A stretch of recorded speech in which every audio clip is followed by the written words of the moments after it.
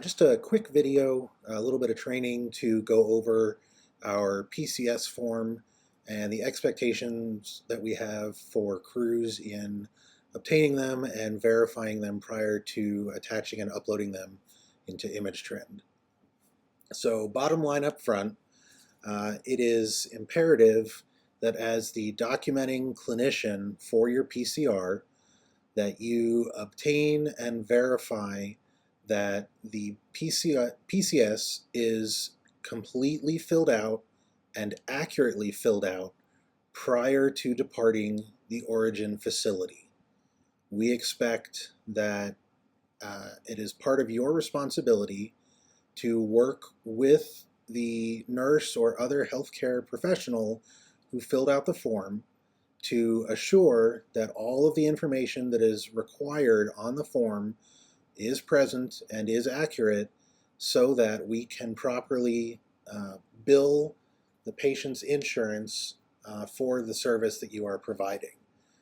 Without proper documentation and accurate documentation, it's not possible to bill the run, and the PCS needs to be returned back to the origin facility, and that nurse or other healthcare professional has to be tracked down, and they may or may not be back on shift for some time, and then there's a delay in getting everything returned back to our billing company, and there's just multiple layers of delays as we try and get that information returned.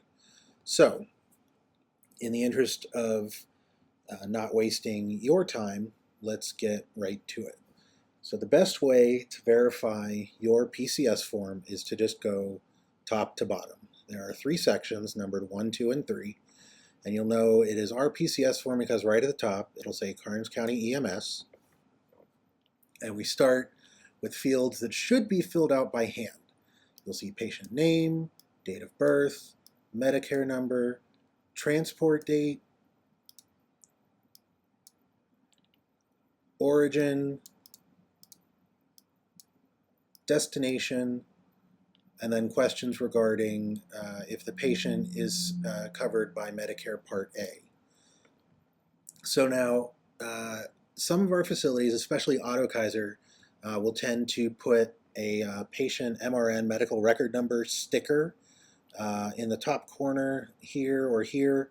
Now that may contain the patient's name and date of birth, and it may contain their date of stay at the facility, but if we're transporting after midnight, that may not be the transport date, and if that covers up the field here, or covers up the Medicare number field, they'll need to get another copy of the PCS form and fill it out again, and this time by hand with that information properly written out.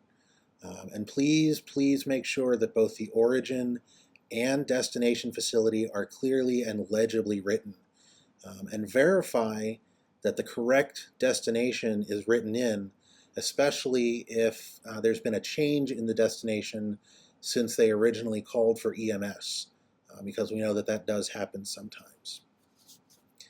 They'll also need to note if the closest appropriate facility has been selected, yes or no, and if not, they need to say why the patient is being transported to not the closest appropriate facility.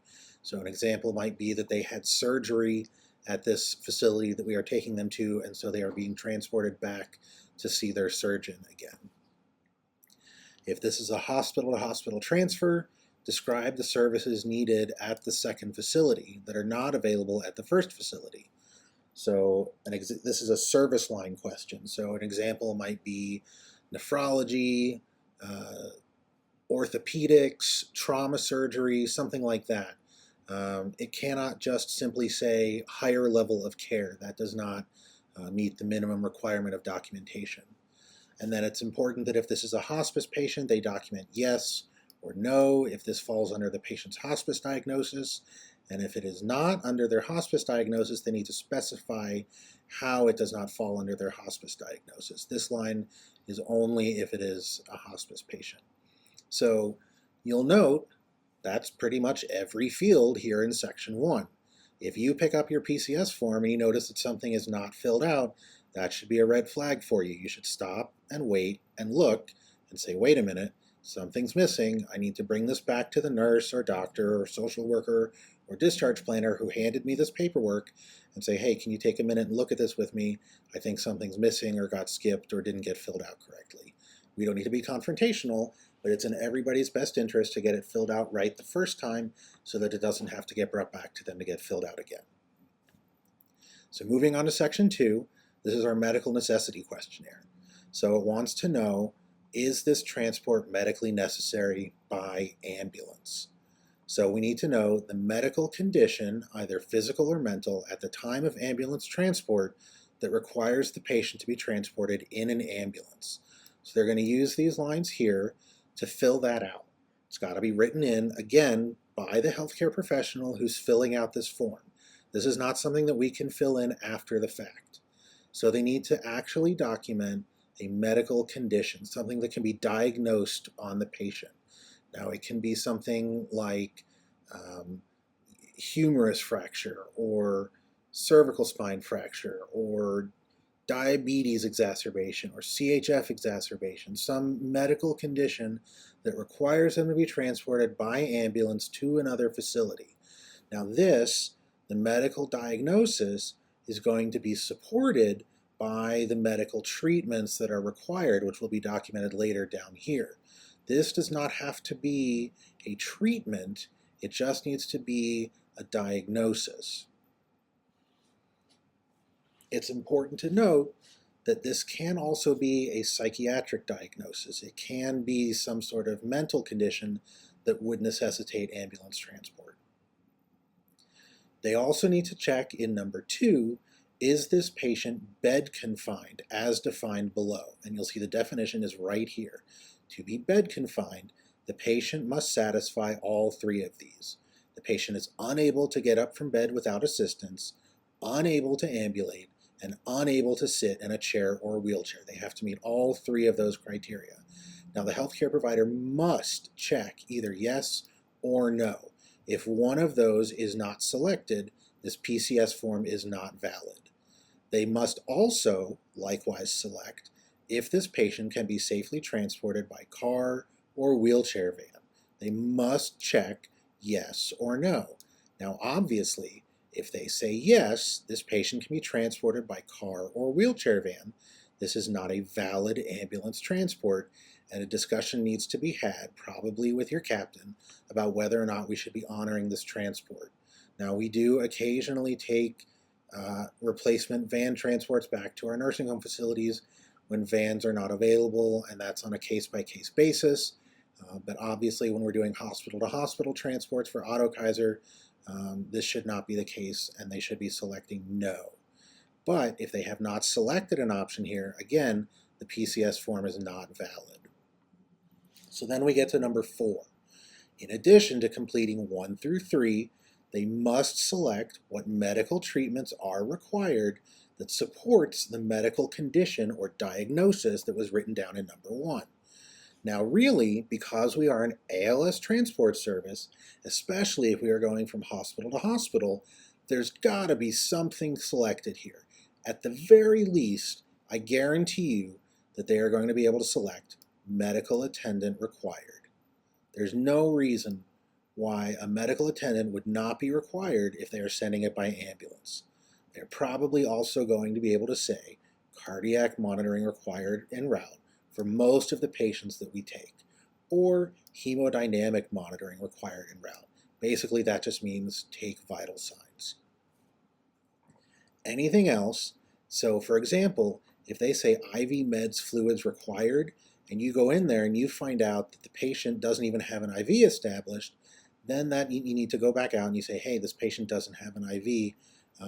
Can we have a discussion about this PCS form? Because then that's a question to ask. Or if they say, for example, requires oxygen, and you go in and the patient's not on oxygen, then you need to clarify your orders for transport. Does this patient require oxygen? Did they go up and go to the bathroom and come back and forgot to put it back on? Something like that. Or were they on oxygen and it got discontinued and the PCS never got updated? Something like that. The nurse can just do a strike through and put their initials by it, or they can just do a new form, whichever is their preferred method of correcting it.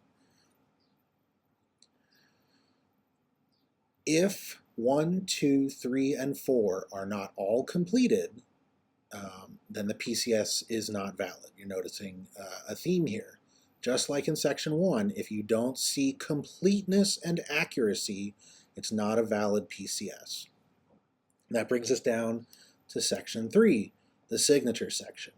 So we need to have a signature of the healthcare professional, the date that they signed it, and then a printed name with credentials. So it's got to say Jane Doe RN, clearly and legibly.